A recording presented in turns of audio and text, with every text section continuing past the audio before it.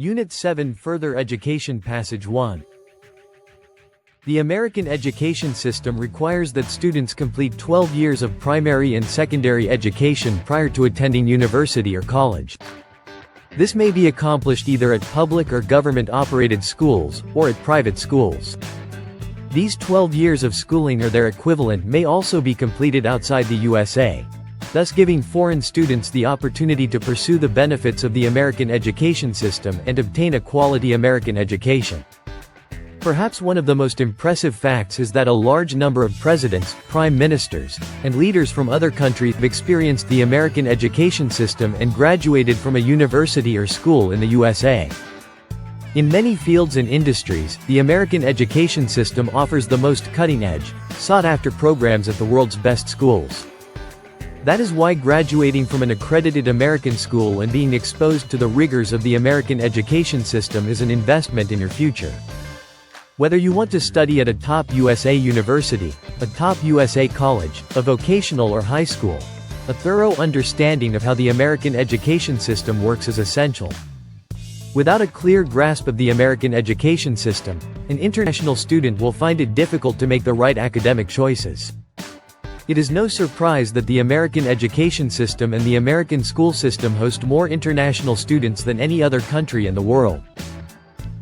Passage 2.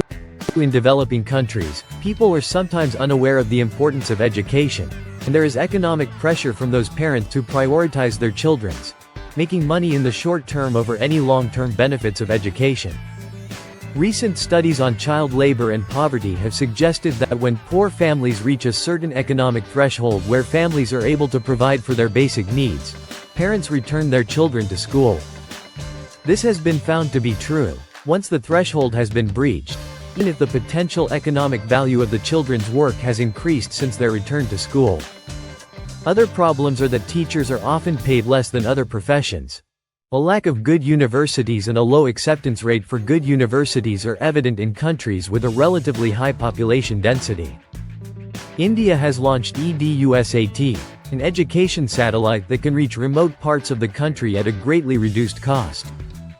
There is also an initiative supported by several major corporations to develop a $100 laptop. The laptops have been available since 2007. The laptops, sold at cost, will enable developing countries to give their children a digital education.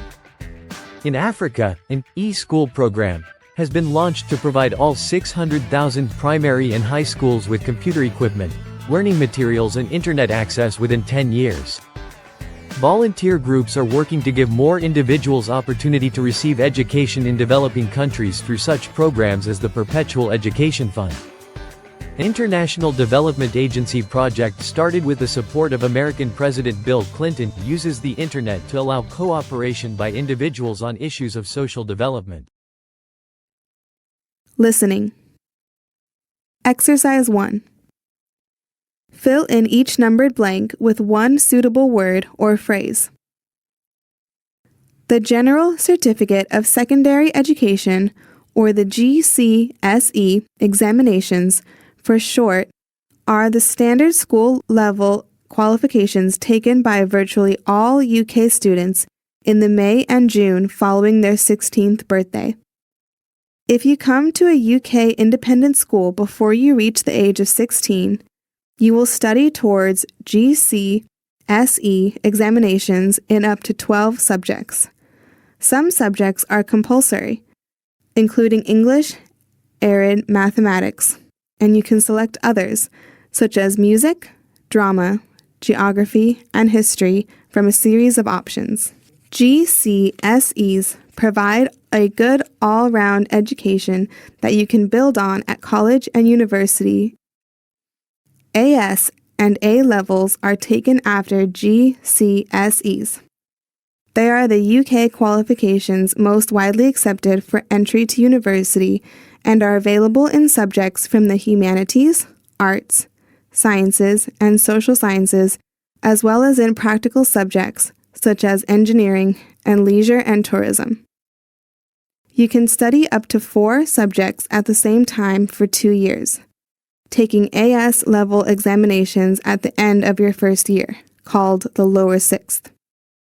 and A-level qualifications at the end of your second year, called the upper sixth.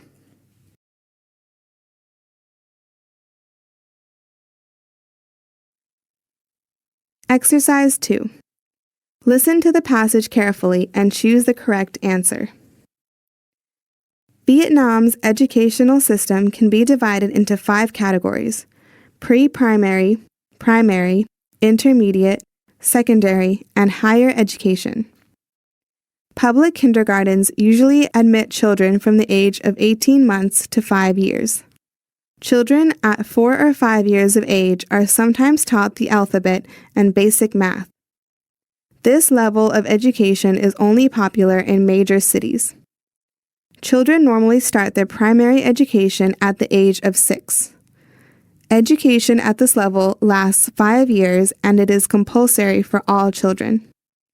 This compulsory education may be one of the reasons why, despite remaining a less developed country, the literate proportion of the country's population is very high, over 90% on average.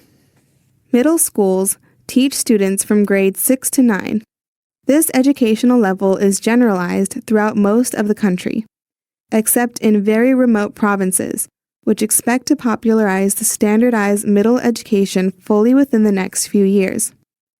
Intermediate is a non-compulsory schooling in Vietnam. Secondary education, which consists of grades 10, 11, and 12, is standardized in all major urban regions, but is not in rural provinces. After 3 high school terms, all students must attend a graduation test. This test often consists of 6 subjects differently selected each year, but has to contain the 3 compulsory ones: foreign language, mostly English, mathematics, and literature. The Vietnamese government intends to merge this test with university entrance tests in 2009. Passage 1. The Taj Mahal is a mausoleum located in Agra, India.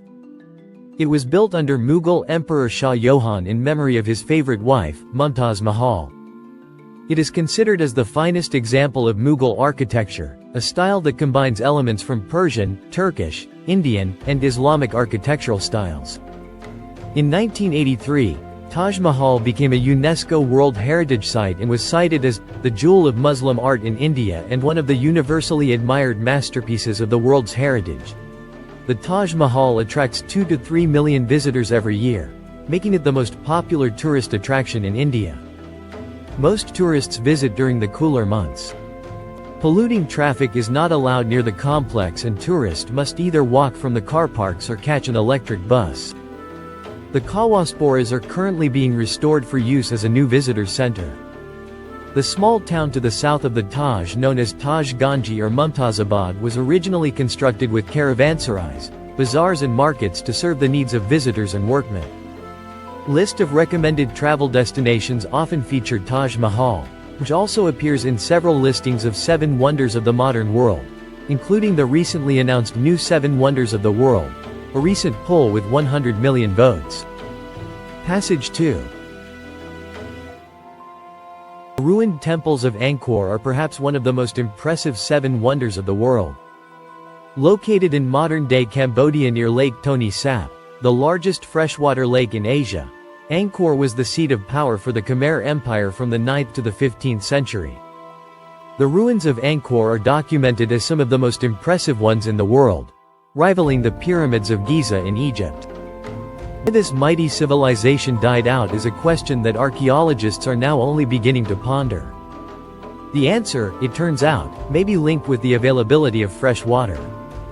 One possible explanation for the downfall of the Khmer Empire has to do with the inhabitants' irrigation system.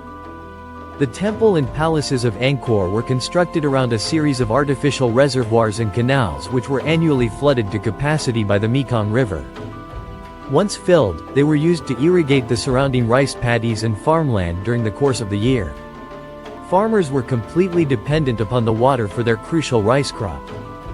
Without consistent irrigation, the farmers would have been unable to maintain functional crop production. Scientists speculate that toward the end of the Khmer Empire the hydraulic systems of the reservoirs and canals broke down. The construction of hundreds of sandstone temples and palaces required an enormous amount of physical labor. In addition, as the capital of the Khmer Empire, Angkor contained upwards of 100,000 people who resided in and around Angkor. In order to feed so many people, the local farmers were driven to grow food quicker and more efficiently. After centuries of continual use, the irrigation system was pushed beyond its capacity. Soil erosion, nutrient depletion, and the loss of water led to decrease in the food supply. With less food available, the people of Angkor slowly began to migrate to other parts of Cambodia, thus leaving the marvelous city of Angkor to be swallowed by the jungle. Therefore, it is speculated that the Khmer Empire may have fallen victim to its own decrepit infrastructure.